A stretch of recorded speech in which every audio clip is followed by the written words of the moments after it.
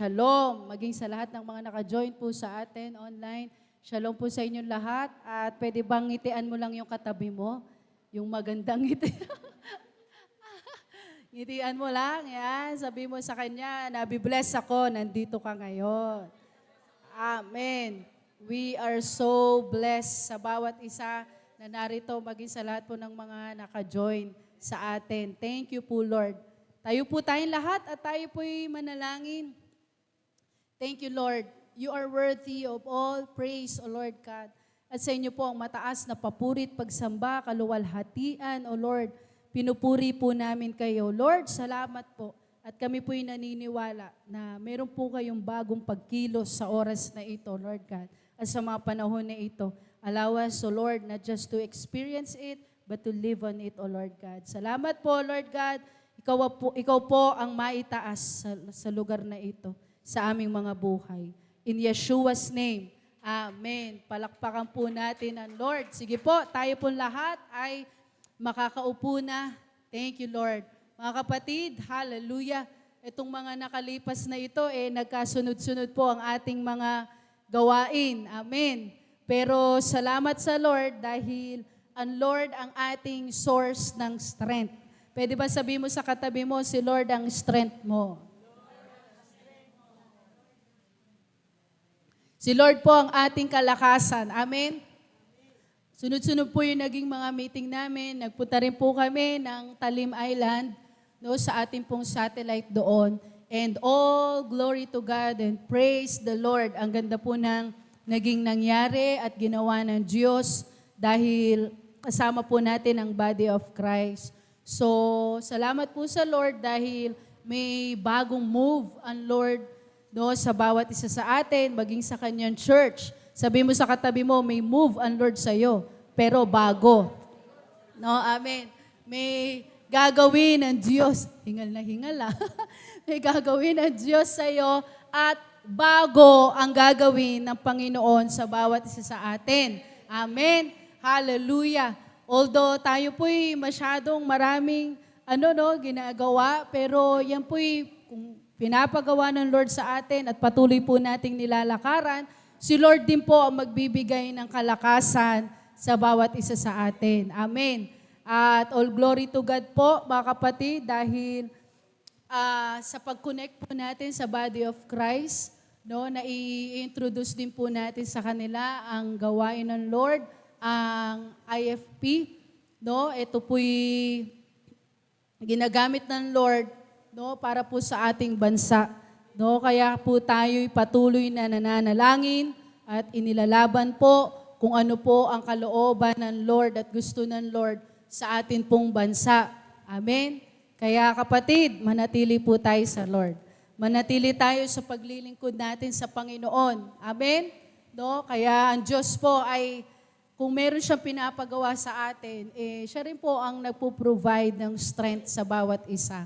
No, kasi kung wala tayong kalakasan, paano natin magagawa yung pinapagawa ng Lord? No? Pero salamat sa Lord.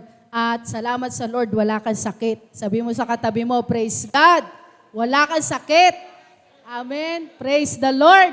At malakas ka.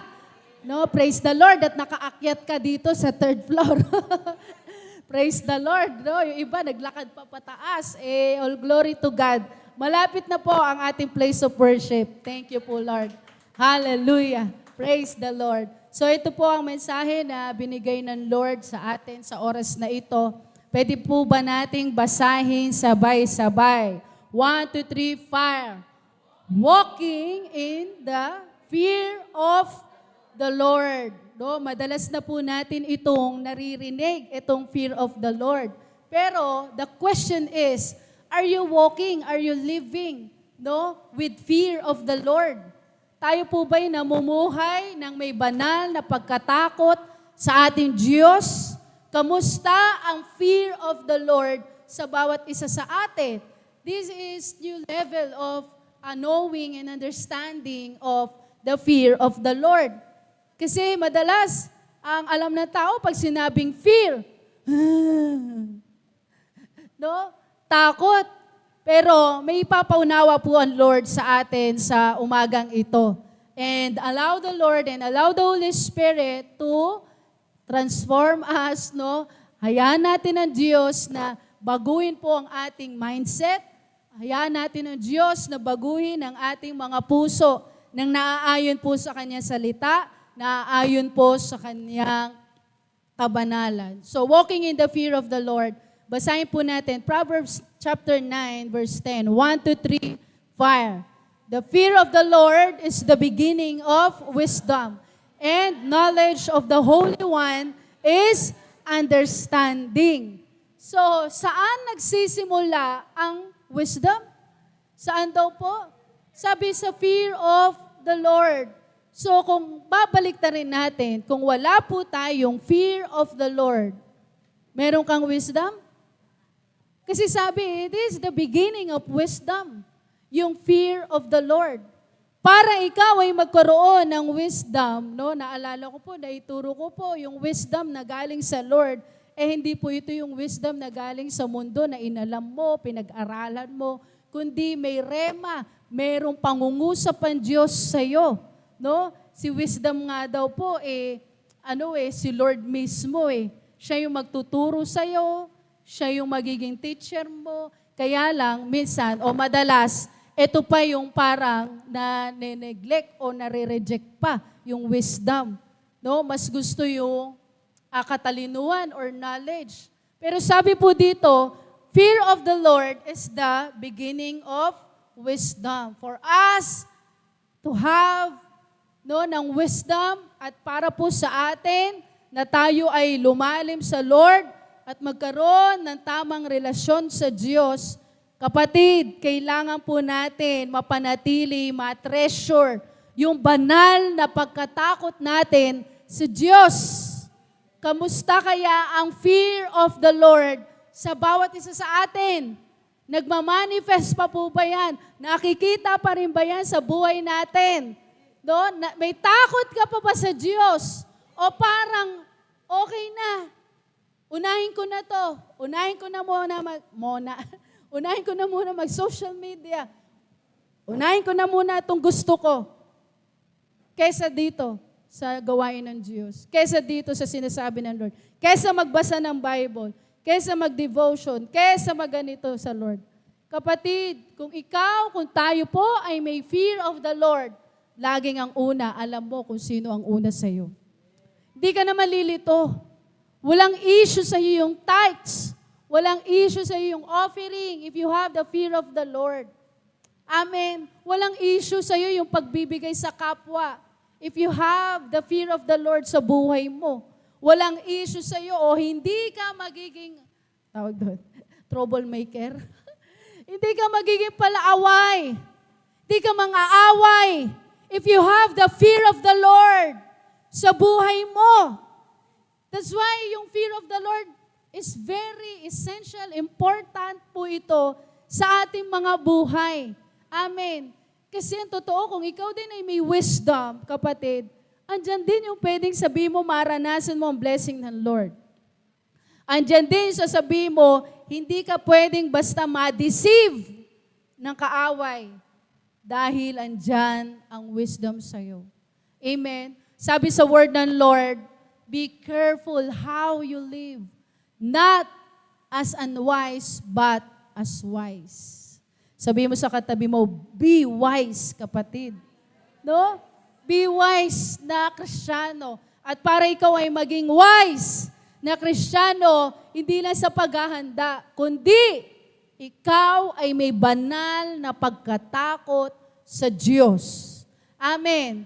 So, unawain po natin. Sabi dito, we live in a generation that has mastered the art of casual Christianity.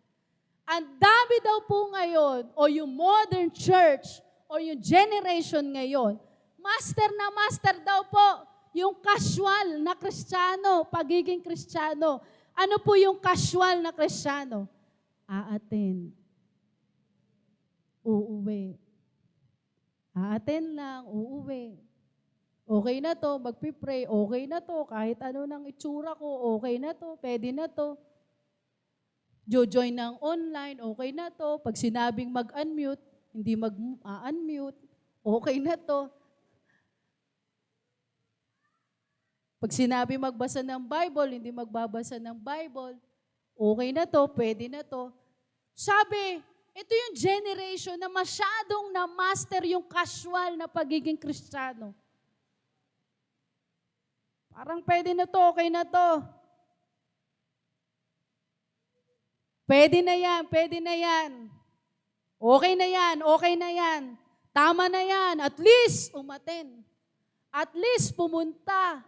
At least nag-join. At least ano pa? That's casual. Oh, meron po tayong gawain. Sige, atin na lang ako, wala naman akong ginagawa. Atin na lang ako kasi day off ko naman. Alam mo yun, hindi na nakikita yung effort. Hindi na nakikita yung pagka-desire, malalim na desire, yung zealousness. No, hindi na nakikita, unti-unting parang nawawala na. Kaya ang nakikita o ang naririnig na lang, pwede na to, okay na to, tama na to. Casual. Pagdating sa church, nagsha-Shopee pa. Pagdating sa church, nasa church na. Nakaano pa. Ang tawag dito. Kung ano-ano pa yung ginagawa. Casual daw po yan. Masyadong marami na ngayon. E nandun na sa point na na-master na yung pagiging casual. Alam mo yung casual? Alam nyo yun eh. Diba? Yung parang, yung ano mo na lang, kung ano mangyari, okay na to. Itong laging nangyayari. Yung paulit-ulit na nangyayari, pwede na to. Nag-worship, itinaas kong kamay ko, okay na to, pwede na to. Yung paulit-ulit na lang na nangyayari. Pero kapatid, hindi po tayo kinreate ng Lord for that. Kasi ang presence ng Lord, ang glory ng Lord, fresh every morning. Amen? Sabi, we have minimized the Creator of the universe into a cosmic helper. Ginawa na lang po natin parang pag kailangan natin ng Diyos, kailangan natin tulong ng Diyos, Lord, ginawa nating life coach ang Lord. Parang alam mo yun, parang pag kailangan natin ng blessing, parang ATM ang Diyos. Sabi, masyado po nating pinababa, pinaliit ang Diyos. Sabi, in doing so, the modern church has largely lost its most potent spiritual weapon. Kaya, ang nangyayari po, yung mga modern church ngayon, yung generation ngayon, masyado pong, alam mo yun, naiipit, nakukulangan doon sa, pwede pang mas makaranas pa ng presence ng Lord. O yung sasabihin natin, yung spiritual weapon, parang nababaliwala. Naalala ko po na yung itinuro ko sa SPT, ang title noon, Shield Up. Yung shield, hindi dapat ibaba. No? Yung shield dapat lagi yung nakaano sa'yo. Laging nakaangat. Pero marami sa atin ang mas binababa. Mas binababa. Hindi po madali, di ba, na-share ko sa inyo yung scatum, yung shield ng Roman and ng mga Roman soldier. Yun po ay napakakapal. Ang laki po nun 5 feet. Sino dito 5 feet? Parang kinapos pa ako, pastora. Ayun, ma-shield ka talaga, no? Kapag ang 4, tagun-tago ka ng shield. Biruin mo, tapos metal. Diba? Kaya sabi, kailangan malakas yung bubuhat nun. Yung stamina nun, dapat kaya. Kasi ano pang ginagawa? Meron pong leather doon. At ano ginagawa? Ibababad pa yun, isusok pa iyon. Kaya pag alam mo yun, imaginein mo gaano kahirap yung bitbitin yung shield na iyon. Sinasabi, ano daw po yung shield? Natunganga kayo. Ano ang shield? Faith. Ganun po pala ang faith. Talagang bibit-bitin mo yung faith. Kahit saan ka magpunta, once na binaba mo yung faith mo, ano na i-expose? Sarili mo. At hindi lamang po yung sarili mo, pati yung mga weapon, pwedeng ma-expose.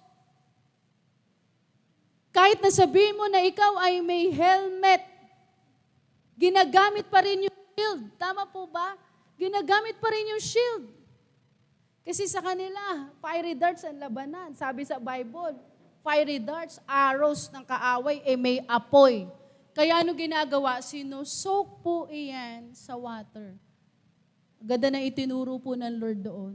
Yung soaking in water, soaking in the Word of God. Because, magpapatatag sa pananampalataya? The Word of God. Sabi, faith comes by hearing, and hearing by the Word of God. Amen. Kaya dapat kung tayo gusto natin na yung ating shield ay manatiling matatag, malakas, matibay, saan ka magsusok? Saan ka magbababad? Doon sa Word of God. Kaya pag tayo po ay hindi babad sa Word of God, parang binaba mo yung shield mo. Kaya pag tayo po ay hindi babad sa Word of God, ano nangyayari? Nawawala ang faith. Pag wala tayo sa Word ng Lord, nawawala tayo, nanlalamig tayo, napapabayaan natin yung Word of God sa ating buhay. Ano pwede nangyari? Kapatid, ang dali mo tuloy give up. Nirilisan ka, inatake ka ng arrows ng doubt. Ang sasabihin mo, oo nga, imposible nga. Pero ikaw, kung ikaw ay filled, full of the Word of God, pag ikaw inatake ng arrows ng kaaway, magiging bukang bibig mo is the Word of God. Amen? At alam niyo po, nung time na yon, ang pag-release nila ng arrows, hindi po yan isa-isa. Sabay sa massive, sinasabi, massive, yung kanilang pag-attack. Pag sila ay magre-release ng arrows, talagang massive, napakarami. Imagine mo in the spirit. Pag ikaw aatakihin ng ganun kadami at wala kang shield, baka isang araw lang sa atin binaba natin yung, napanood nyo may napanood ako ano ba yun? Saglit niyang tinanggal yung kanyang shield, pati nga helmet. Pagka ganun yan ang helmet niya, that's the important of the full armor of Christ. Amen? Kaya napakahalaga, kapatid, unawain mo at magbabad tayo sa word ng Lord. Sabi, in doing so, the modern church has largely lost its most potent spiritual weapon. Nawawala yung spiritual weapon kapag wala ang fear of the Lord. Pag nagiging casual na lang, na Kristiyano, aaten, late pa. Pero sa trabaho, hindi mo kayang magpaka-late. Sa trabaho, alam mo yun, ako nga lang yung baliktad. Sabi ko nga kanina sa Sunday School, ako po'y nagsubok na magtrabaho online. Itong kailan lang. Ako'y taga-transcribe ng mga meetings, ng mga kung ano-ano po ibibigay sa amin. Tapos, ang oras ko, 1 to 4 yung training. Nasa Zoom ka lang, nakababad kang nakatutok ng ganyan. At papakinggan mo lang ng papakinggan at aalamin mo kung paano gawin at yung ganito, ganyan, yung proseso, ganyan, ganyan. Tapos, ang start ng trabaho, 10 p.m. Naku po, nung nag-i-start na talaga ako, sabi ko, boom, gumaganon ako. Ay, talagang nilalabanan ko. Talaga, Lord, talagang nilalabanan ko po. Iinom ako ng kape, talagang gumagan talaga. Boom. Tapos yung ginagawa ko, kung ano-ano na yung natatype, kasi nga, parang, napapapindot ka na hindi ba alam, ang dami ng tuldok nung talagang antok na antok ako. Dumating sa time, sabi ko, Pastor, hindi ko na talaga kaya. Parang iiyak na, hindi ko na, hindi ko na kaya. Parang talaga pong gumaganon. Pero sabi ko, na-realize ko, bakit kapag nag-aaral ako ng word ng Lord o ng mensahe, kayang-kaya kong hindi matulog. Straight, walang tulog. Kaya ko. Tapos magtuturo pa. Subok na subok ko. All glory to God po iyan. No, hindi ko pinagmamalaki sarili ko. Pero yung difference nung saglit lang naman yung ginagawa ko pong iyon. Pero gumagawa talaga. Dung talaga. Kahit ano ka. Dung. Kahit saan na ano. Dung. Pero pag ako'y gagawa at mag-aaral po ako dahil magtuturo, parang kaya kong hindi matulog kahit nga walang kape. Hindi ko pa sinasabi, hindi na ako inaantok. Inaantok din ako. Pero yung ganun na klase po talagang ako na nagtatrabaho ako, gumaga talaga ako. Talagang bumabagsak yung ulo ko talagang ganun. Pero pag mag-aaral ako, sabi ko, grabe, pinakita ng Lord yung kaibahan. No? Kaya sabi ko, believe na ako ngayon sa mga panggabi. Sa mga panggabing trabaho. Pastor Jobs, dati ganun eh. Tapos lalo pag nag-shift na sila ng schedule, magiging pang-umaga siya, dako po. Yung tulog niya, ang ano talaga. Panggabi din si Sister Christina. No? Nako, salamat sa Lord. At I pray, bibigyan kayo ng Lord ng strength. Kasi naranasan ko, gumaga talaga. No? Pero sabi ko, bakit pagdating sa word ng Lord, pag ako'y nag-aaral, parang kaya ko naman kahit straight pa.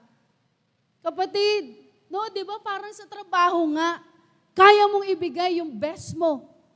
Hindi ka papayag na malate. Pag nagpatawag yung boss mo, ay hindi pwedeng hindi ka pupunta, boss yan. Tama, mali. Pero madalas tayo po ay nagiging complacent, nagiging casual yung nangyayari sa atin. Bakit si Lord hindi mo magawa sa Panginoon yan? Yung klaseng effort na kaya mong ibigay sa trabaho mo, bakit parang hirap na hirap tayong gawin pagdating sa Diyos? O sa mga may anak naman, kaya mong gawin lahat para sa anak mo. Nagtrabaho ka, na ganito ka, naglinis ka pa, iatid mo pa anak mo, ganito, ganyan. Yung klaseng effort na ganyan, pagdating sa Panginoon, kaya mo bang ibigay yung ganyang klaseng effort? O higitan pa dahil sa Diyos, mas iba? Kaya sabi dito na master ng modern church today, yung casual Christianity. Na okay na ako, maatin naman ako parang eto na ako, laging ganito, present naman. Kapatid, hindi po yan ang kalooban ng Diyos. Amen? Sabi, in doing so, the modern church has largely lost its most potent spiritual weapon, its deepest anchor, and its ultimate source of power. Ano daw po nawawala yung ultimate source of power ng mga Kristiyano? The fear of the Lord. Nawawala yung fear of the Lord. Kaya nakakaya na, pwede na to, tama na to, okay na to. Nagiging complacent. This is not a message of condemnation. Sabi mo sa katabi mo, huwag kang magalit kay pastora. Di po ito condemnation. Tinuturuan tayo ng Lord. Sabi, it is a prophetic trumpet blast. May warning ang Lord, may paggising ang Lord sa atin, may pag-blow ng trumpet ngayon ng Diyos. 'Di ba? Pag tinatrumpet yung trumpet, pag binublow yung trumpet, may paggising ang Diyos. Ay, wala na. No, may paggising ang Diyos. Bakit? Yung modern church ngayon nagiging casual yung worship service. Na kung saan, Kung ano okay na lang, pwede na to, tama na to, ganito. Tapos, okay na, uwian na. Hindi na babago buhay. God is restoring the awe, the reverence, and the trembling weight of His presence to His people. Gusto ng Lord maibalik po yung matinding paggalang, pag-honor natin sa Diyos. Amen. Tanungin mo yung katabi mo, takot ka pa ba sa Diyos? May takot ka pa ba sa Panginoon? Kamusta tayo? When it comes to the Word of God, kapatid, ano nauuna sa iyo? Gutom o gutom sa presensya ng Lord? Gutom sa Word ng Lord. Ngayon, kahit Kristiyano, hindi lamang po unbeliever. Ngayon, kahit Kristiyano, tutok na tutok sa social media. Sampu. Sobra naman yung 10, no? 6 hours ka na, 4 hours ka na. 10 hours ka na nakababad sa social media.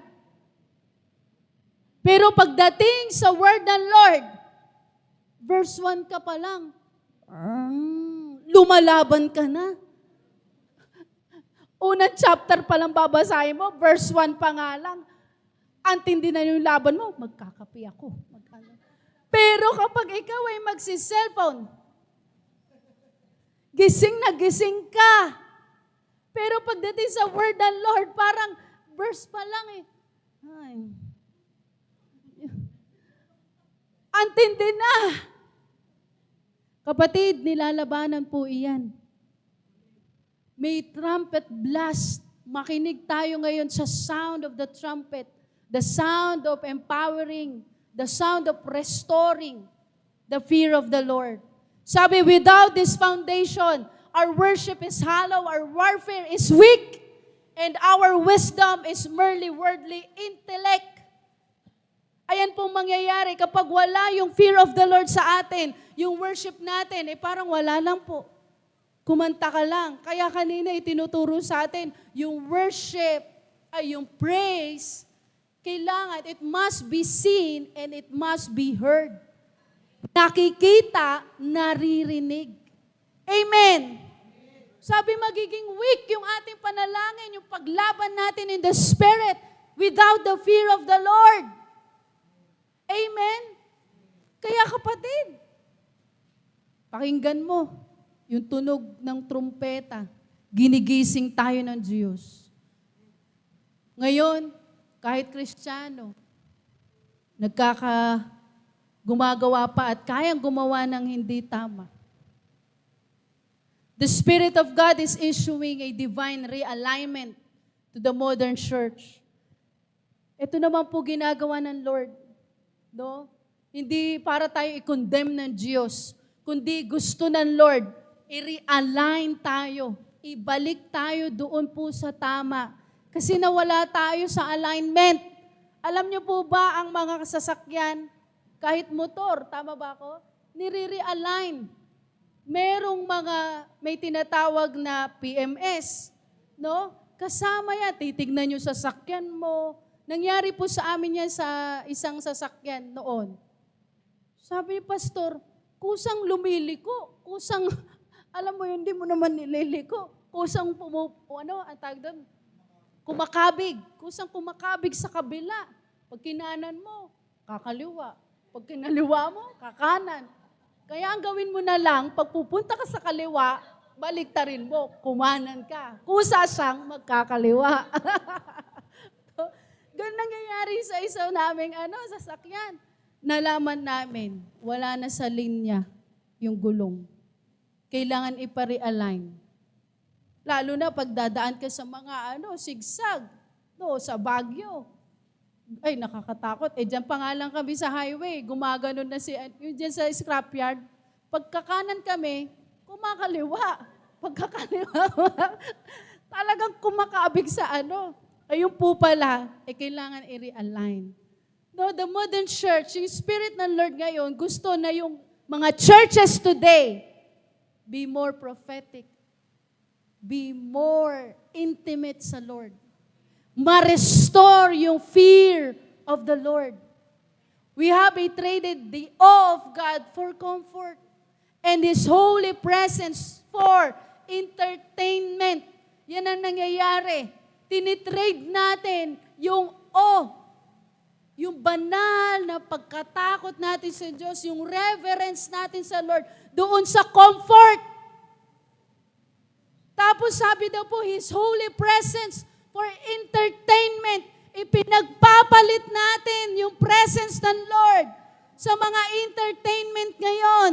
Pastora, hindi na nga po kami nanonood ng TV, pero nasa cellphone naman. Alam niyo po yung prophecy doon ni Prophet Sadu, yan yung sinasabi, na dadating ang time, mawawala na ng gaan ng mga manood ng TV. Bakit? Mga nasa ano na. Minsan magbubukas ng TV, pero may ganito. Nasa cellphone. Sabi po gano'n na, nandito na tayo sa ganong sitwasyon at ganito na po ang nangyayari talaga sa atin at sinabi yan ng Lord.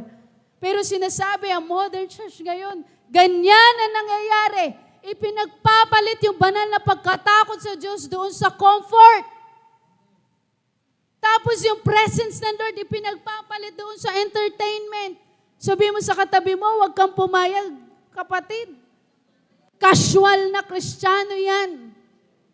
Huwag mo ipagpalit yung presence ng Lord sa kung ano yung makakapagpasaya sa'yo. Sa kung ano maganda sa paningin mo. God is stripping away casual Christianity. Tinutulungan tayo ng Lord na ma-restore yung fear of the Lord. Ibinabalik tayo ng Lord doon sa tamang posisyon. He is calling a generation back to the foundational posture of the kingdom. Ano po iyon? The fear of the Lord.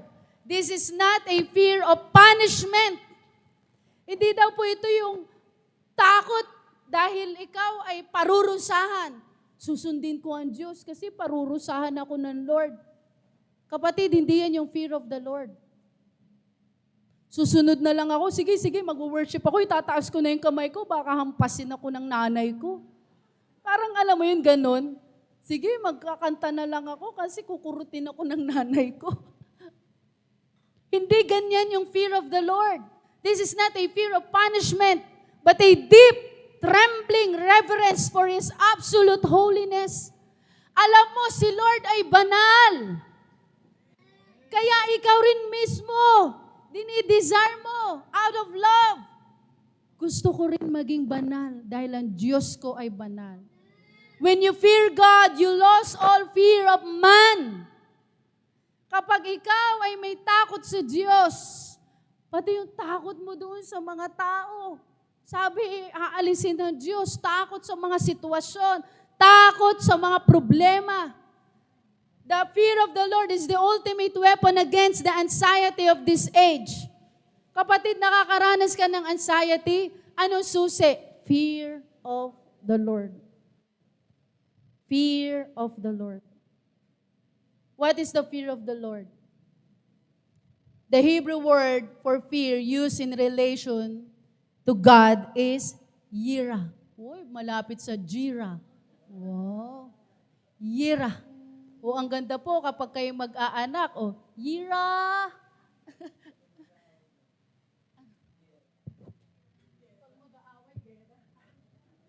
Yira. No? It means holy awe, reverence, and respect. It is not the dread of a slave.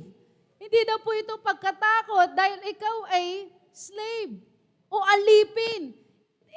Makinig ka, sabi po, it is the deep honor of a child who loves their father and dreads wounding his heart. Yung fear of the Lord pala, takot ka na masaktan mo yung father mo, yung mahal mo sa buhay, takot ka, masaktan siya. Bakit? Mahal mo kasi siya. Amen? Bilang tayo na anak ng Diyos, yung banal na pagkatakot natin sa Panginoon, hindi po ito yung sasabihin mo dahil baka parusahan tayo ng Diyos pag hindi tayo umattend. Parusahan tayo ng Diyos pag tayo nag-worship. Pag hindi tayo nag-worship. Hindi po iyan yung fear of the Lord. Kundi sinasabi dito, malalim na pag-honor, pag-ibig mo sa Diyos. Kaya takot ka at ayaw mo, masaktan siya. Ayaw mo na malungkot ang Diyos. Ayaw mo na masaktan ng Diyos. That's the fear of the Lord. The fear of the Lord is not the fear of a slave cowering before a cruel master. Hindi daw po iyan yung sasabihin mo, sige, susunod na lang ako. Kasi baka parusahan ako.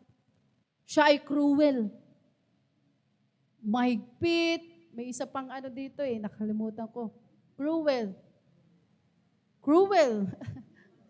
Mabagsik. Mayroon pang yun, basta cruel. No? Mabagsik, mahigpit na master. Sabi, it is not the terror of torment or the dread of a unpredictable tyrant.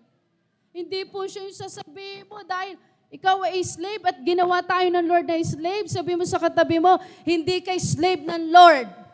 Amen? Anak ka ng Diyos. Kaya kung may pagpalo ang Panginoon, that's the love of the Lord. Amen?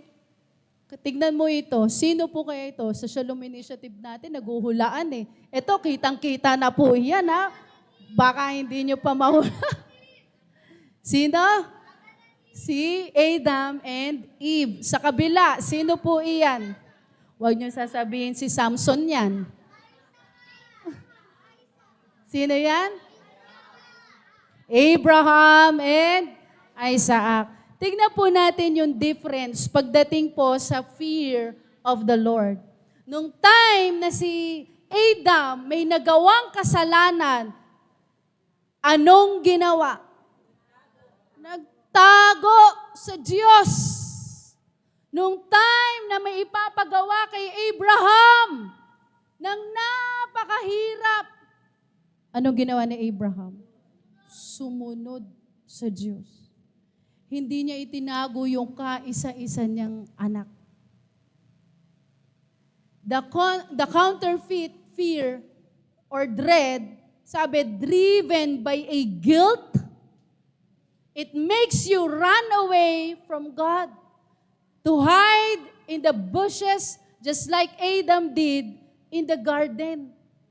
Sabi, ito daw yung counterfeit ng fear na kung saan siya'y natakot, anong ginawa niya? Imbis na mangingin ng tawad sa Diyos, imbis magpakumbaba sa Panginoon, anong ginawa? Lumayo, nagtago. Maraming Kristiyano ganyan. Pag wala ang fear of the Lord, anong ginagawa? Tumatago. Pag may nagawang hindi tama, nagtatago. Kaya si Bato, asan na siya? Kaya ang daming nagtatago ngayon. No? Sabi, pag wala ang fear of the Lord, ito yung kanilang ginagawa, nagtatago. Hindi mo naaatin ng church. Hindi magpapakita sa kapatiran. Kaya pag nasa SM yun,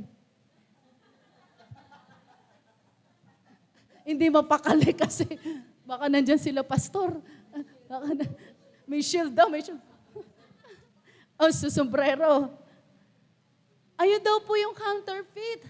No? Pipiliing lumayo pa sa Diyos. Tatakbo palayo pa sa Lord.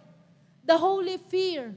Ano naman po yung holy fear na sinasabi? Basahin po natin, 1, 2, 3, 5. Driven by love, it makes you run to God, falling on your face in absolute awe of His holiness, beauty, and terrifying power. Sobrang laki ng pagkakaiba. Yung takot na nilalagay ng kaaway, ang gagawin, ang resulta, tatago kapag may nagawang hindi tama. Lalayo sa Diyos. Pero yung holy fear or the fear of the Lord, tatakbo papunta sa Diyos. May magawa ka mang hindi tama, mas lalo kang lalapit sa Lord. Mas lalo kang magpapakumbaba sa Panginoon. Kikilalanin mo yung kabanalan niya. Papakumbaba ka sa Diyos. That's the fear of the Lord. That's the holy fear na sinasabi ng Diyos. Number 1, the fear of the Lord is holy dread of being out of alignment with God. Ang fear of the Lord pala, takot ka na mawala ka doon sa tamang posisyon. Mawala ka sa Kanya, sa piling niya. Takot ka mawala sa Diyos, takot kang malayo sa Panginoon. Yan yung mga taong may fear of the Lord. Yan yung fear of the Lord. Hindi ka takot for punishment, kundi takot ka malayo sa Diyos. Amen. It is the acute awareness of God is a consuming fire. It is a deep, agonizing hatred for the things that grieve His Holy Spirit. Takot ka na mag-grieve ang Holy Spirit. Takot ka ma-disrespect ang Diyos. Takot ka ma-reject ang Holy Spirit. That's the fear of the Lord. Amen. Andun pa ba tayo, kapatid? Meron pa ba tayo nito? Takot ka na hindi mo masunod yung pinapagawa ng Lord. Takot ka mawala sa mawala sa piling ng Diyos. When you fear God, you care infinitely more about what He thinks of your life than what the world thinks. Pag ikaw ay may fear of the Lord, ang mas naging ibabaw sa'yo, ano sinasabi ng Diyos, yun ang susundin ko. Hindi kung ano sinasabi ng mundo. Amen.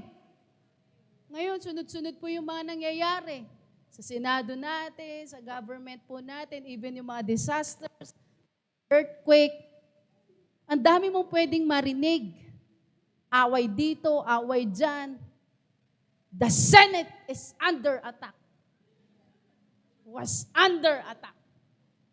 Marami ka pong pwedeng side by side marinig. Sabi nga nagkasundo na yung ibang mga Senado. Ikaw at ang asawa mo, hindi pa nagkakasundo. Dahil ako dito kay ako Ganito yan si Ako dito. Nagkasundo na ibang mga Kapatid, be loyal to our nation, not doon sa tao. No? Maging loyal ka at mapagmahal doon sa ating pong bansa, hindi sa tao. Sabi, number 2, it is the clean definition of, right and wrong. The fear of the Lord, alam niya, malinis sa Kanya yon. Ano ang tama sa mali? Ngayon, ayan po ang issue ngayon. Yung tama, ginagawang mali. Yung mali, ginagawang tama. Tama. The scripture reveals that by the fear of the Lord, one departs from evil. Yung taong may takot sa Diyos, departs from evil. Nilalayuan ng kasamaan, ayaw ng kasamaan. Sinusumpa ang kasamaan. Kapatid, kamusta tayo? Ganito po ba tayo? Meron tayong clean definition ng right and wrong. Alam mo kung ano talaga ang tama at mali. Dahil ang standard mo ay the Word of God, ang Word ng Lord. Sabi, by the fear of the Lord, one departs from evil. It is not just about obeying rules. Makinig ka. It is not just about obeying rules. Hindi lamang daw po yung pagsunod lang sa mga rules. It is an internal heart condition. Yan yung madalas ko sinasabi. Kondisyon yan ng puso. Yung fear of the Lord, hindi lang yan basta ikaw ay susunod. Kasi marami sumusunod. Pero kasi naman, sinabi pa kasi, gato naman. Pero sumunod naman yon. Kasi naman, ano ba yan? Pero sumunod naman. That's why it is not about, sabi, by obeying rules. It is an internal heart condition. Kondisyon ng puso. Tanong, bakit ka sumusunod sa Diyos? Ano yung motibo mo? Ano yung purpose mo? Ba't ka sumusunod sa Diyos? Bakit ka umati ng gawain? Ano kondisyon ng puso mo? Dahil ba wala ka lang gagawin? O dahil yan ang laman ng puso mo? Si Lord. Sabi, it is an internal heart condition that treats sin with the same disgust that God does. Yan ang kaaway. Magpapakakunwari Diyos. Magpapakakunwari mabuti, mabait, ginagaya ang Diyos. Pero ang totoo, hindi. Kapatid, we should have a clean definition of right and wrong. That's the fear of the Lord. Number 3, it is the gateway to intimacy. Yung fear of the Lord, sabi daw po, parang gate yan para sa intimate na relasyon nyo sa Diyos, relasyon natin sa Panginoon. God does not share His secrets with casual onlookers. Sino po sa inyo may asawa ka na? Amen. Sino dito mag-aasawa ka na? Mag-aasawa ka na. Sabi dito, God does not share His secret with casual onlookers. Si Lord, sabi, hindi daw basta-basta nagsasabi ng secret. Ikaw, sino dito may secret ka minsan? O meron ka talagang tinatago? Di ba yung buhay po ayan na, tinanong na yung asawa.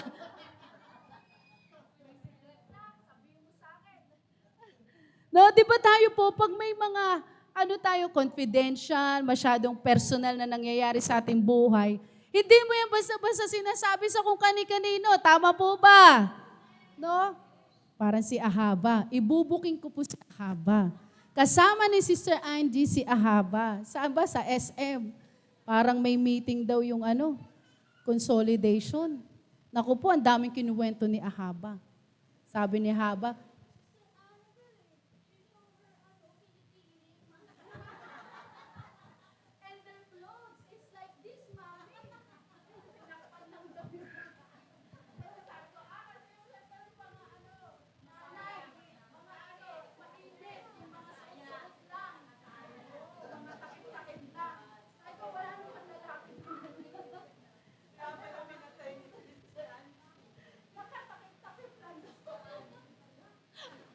naku po, si Ahaba pa. Sabi niya, and their mommy, they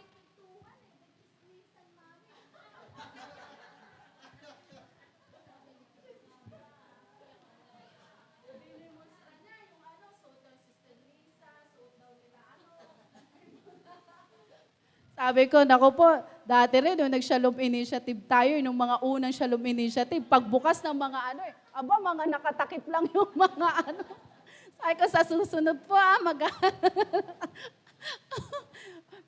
kasi nasa bahay lang, mga mainit.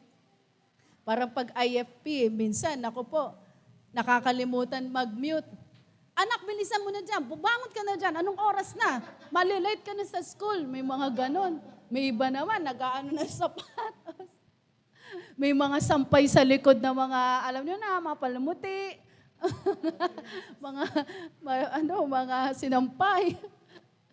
No, pero sabi po dito, si Lord, sinasabi niya yung secret niya doon sa taong, tignan po natin, sa Psalm 25:14. Basahin po natin, 1-3-5. The secret of the wise counsel of the Lord is for those who fear Him, and He will let them know His covenant and reveal to them through His word its deep inner meaning. Kanino daw po ni Lord nire-reveal yung kanyang secret? Those who fear Him. Yung mga tao na may takot sa Diyos. Doon nire-reveal ng Lord yung kanyang plano.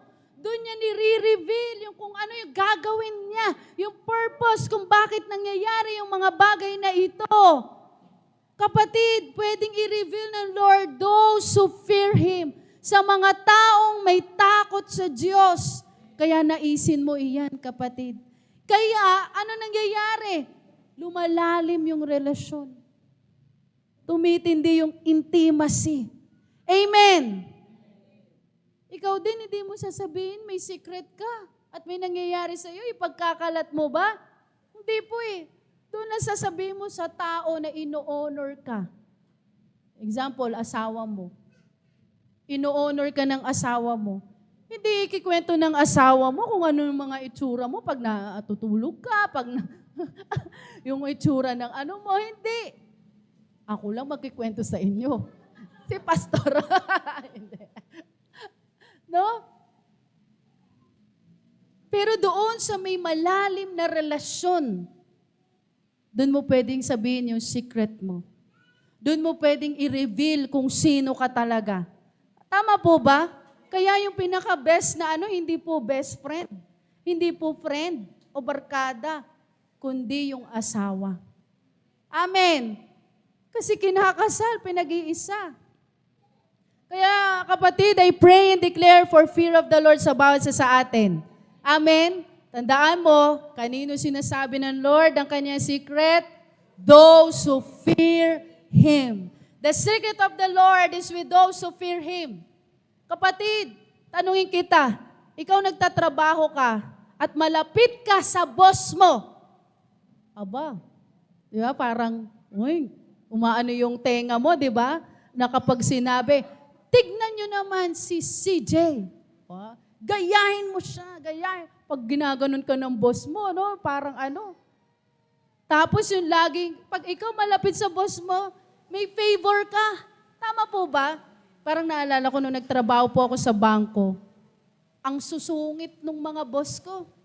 Pero nung medyo tumatagal na ako, naano nila ako, parang ginawa nila akong close, naging close po kami. Sabi ko, sa bago-bago, ako lang po yung in-invite nila sa bahay nung pinaka-boss namin. Sa bahay nung pinaka-boss namin, ako lang ang in-invite sa lahat ng bago. Ang mga kasama ko doon, manager, supervisor ng ganitong department, manager sa ganitong ganyan, head ng ganito ganyan. Kaya parang ako sila kasi nagkukwentuhan sila. Ako lang yung in-invite nila. Sabi ko, ano ba naman to? Parang ako lang yung wala akong magawa dito. Walang ang pinag-uusapan nila, paano pagtaas ng paano palawakin ng mga ganito, ganyan. Pero may favor ka. Kaya if you have the fear of the Lord, may favor ka sa Diyos. Sa iyo sasabihin ng Panginoon, yung kanyang sa atin nakikipag-covenant ang Diyos, those who fear Him. If you want prophetic revelation and deep intimacy, you must first build an altar of holy reverence. Sabihin nga po natin, sabihin nga po natin, fear of the Lord. Amen. Kung gusto po natin magkaroon ng revelation mula sa Lord, kailangan po tayo magkaroon ng fear of the Lord. Ma-restore ulit yung ating altar of holy reverence sa Diyos. Two types of fear. Sabi po dito, fear of torment. Ang origin nito, guilt, shame, and enemy. Ano madalas na reaksyon ng fear of torment? Running away from God. Lalayo sa Diyos. Imbis na mas lumapit sa Lord, imbis na mas magpakumbaba sa Panginoon, lalayo sa Diyos. Marami pong ganyan ngayon. Ano nagiging outcome? Spiritual paralysis. Nakakita na po kayo ng paralyzed. Hindi po natin sila Pero ang hirap po. Parang na-share ni Sister Joy, naranasan mo yung tuhod ba, paa? Hindi siya makalakad. Ang hirap po nun. Kasi pati mental, aatakihin ka Na yung ikaw, lagi ka may ginagawa na ganito, ganyan, ganon. Tapos ni tumayo, hirap ka. Hindi ka makatayo. Pero in the spirit, meron din tayong tinatawag na spiritual paralysis. Ito'y bunga ng fear of torment na nilalagay ng kaaway. Pero itong gusto makita ng Lord sa atin, the holy fear of God. Amen. It is a revelation of holiness. Sabihin mo nga, holiness. Holiness. Ano nagiging feedback? Ano nagiging reaction ng taong may fear of the Lord? Running toward God. Papalapit sa Diyos. Parang yung prodigal son. Nung siya'y nagkasala, nagkaroon ng awareness na buksan yung isipan, puso niya. Imbis na alagaan niya yung kanyang pride, anong ginawa niya? Bumalik siya sa kanyang tatay. Kapatid, baka marami sa atin umaaten nga pero malayo sa Diyos. Dahil nawawala yung fear of the Lord. Right now, nire-restore iyan ng Lord sa ating mga puso. Nire-restore iyan ng Diyos sa bawat isa sa atin. Amen. Sabi, ano magiging outcome? Wisdom, power, and life. Palakpakan natin ang Diyos. Yan yung bunga because the fear of the Lord is the beginning of wisdom. Kapatid, the shaking that is happening across the global is designed to strip away our reliance on human systems and return us to holy awe. Ibinabalik po tayo ng Diyos. Kaya may shaking. Amen? Kaya may shaking. Pinakinggan ko yung mensahe ni Brother John. Napakatindi at importante ng pundasyon. Naalala niyo po na na-share niya yung pundasyon. Paano matitest kung matibay ang pundasyon? Saan daw po? Shaking. Kaya nung nangyari na sunod-sunod po yung ating mga lindol, yung mga disasters po na narinig, no? Ano yung nakita? May flood control na corruption na nangyayari. Nakita na, ay naku, wala palang bakal ito. Ay naku, ganito pala ito. Ay ganito pala. Ang lalaki, bilyon ang mga pinaghihingi ng mga budget. Biglang makikita, dito wala rin palang ginawa. Mga bakal lang ng mga nakandami po. May mga schools na hiningian ng mga milyon, bilyon. Papagawa daw, pero nung mga pinuntahan ng mga nila Jessica So, nung mga iba pa pong mga ang mga nandoon lang, yung inumpisahan na ganun lang. Pero ang nakalagay, finish na. O kaya naman, parang po, no? Wala na yung conviction. Paano mo maiisip, no? Yung parang iisipin natin, paano mo nakakayang makabili ka ng mga magagarang sasakyan, magpakasaya ka, kumakain ka sa mga masasarap, mamahaling mga restaurant. Pero yung dapat na ginawa mo, hindi mo ginawa. Ang daming mga estudyante, mga bata na uulan na, nagsisiksika, yung tulay na dapat na ginawaan para makatulay yung mga bata, buwis buhay yung iba, di ba po yung sa mga documentary, magzi-zipline. Minsan pa, gawa lang nila yung zipline. Grabe po talaga yung ganun. Yun yung kilabutan. Di ba po yung parang grabe? Paano mo nakukuhang ang sarap ng mga, yung mga steak na mga mo, may ganun pa. No? Parang ang mamatas. Yung mga bata nakikita mo, yung mga buhay. Nung mga bata, nung mga teacher. Yung mga teacher na pagkalayo-layong mga po nila. Wala na yung conviction. Wala na. Pero yan ang dapat po nating ipag-pray. Amen. Kaya natitest pag may shaking.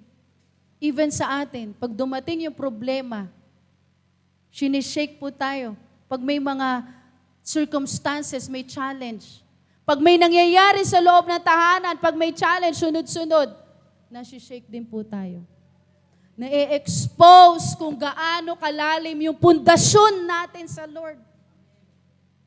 Doon mo makikita, bayan, wala na naman tayong pera.